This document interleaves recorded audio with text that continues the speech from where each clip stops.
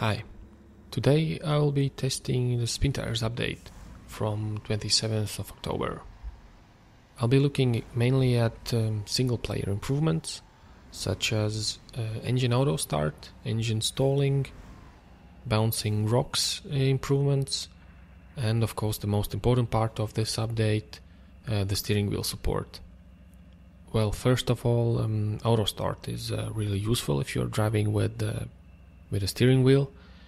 For example, I don't have to touch my keyboard or mouse just to start my engine. I'll just press the accelerator and the engine starts, which I find useful, of course. Well, there's a new stalling animation, which looks really cool. There's even an engine malfunction light, if I'm seeing correctly. And I haven't tested it, but I hope that it lights up when I have some critical damage on the engine. That would be really cool. The wheel support feels really good to me. Although I had to mess around with the setup of the wheel. I have an oldish wheel.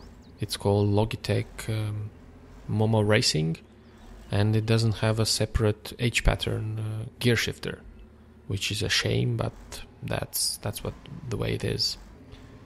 Well, the important thing is to remember that you need to set your wheel up so that the gas and brake pedals are on separate axes. Otherwise, you won't be able to drive the cars properly.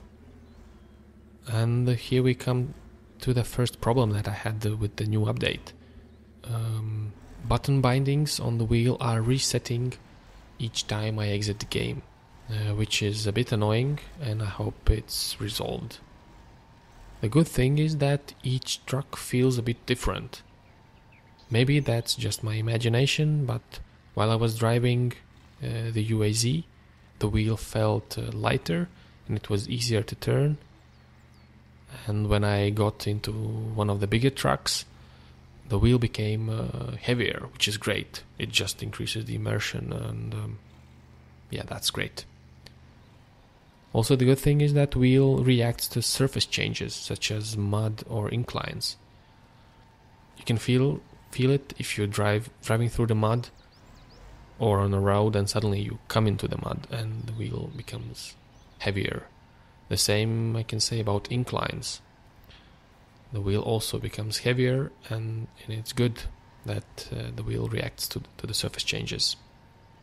What it doesn't do, it doesn't react to rocks and other objects on the map, which is a shame, of course. I would like to feel that I'm driving over the rocks, and I would like my steering wheel to react to that. There are, of course, analog inputs, and this gives you the possibility to have the right amount of power all the time. If you need just a little bit to go backwards or to drive around something, it of course gives you more control and feel of the road. I found it really useful for backing up my truck and so on. And this all, of course, increases immersion, which is great for the game.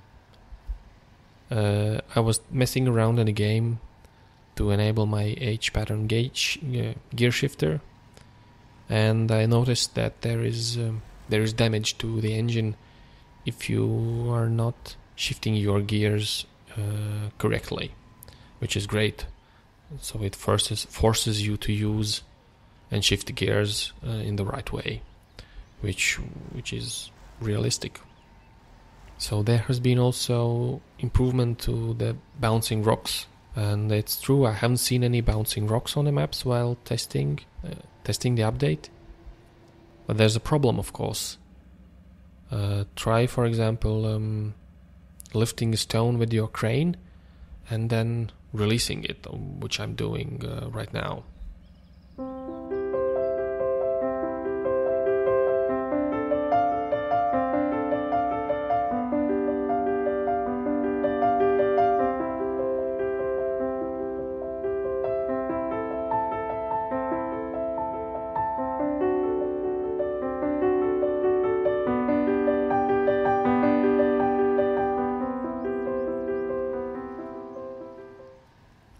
steering wheel support, there comes also a new achievement.